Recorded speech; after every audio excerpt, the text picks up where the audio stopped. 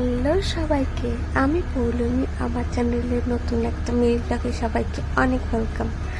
আজকে চলে যাচ্ছি হংসেশ্বরী মন্দিরে। এটা বাঁশবেড়িয়াতে রয়েছে।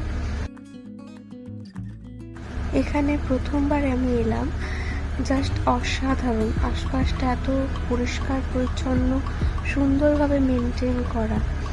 এটা হলো একটা কালী মন্দির। এই মা হলো দক্ষিণা কালীর আর এক রূপ।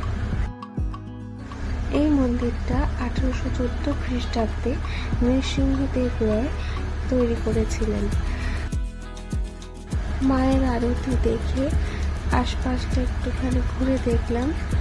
এখানে আমি আর দাদা মিলে গিয়েছিলাম। এই যে আমার দাদা। তারপর আমরা কিছুক্ষণ থেকে বাড়ি চলে এসেছি।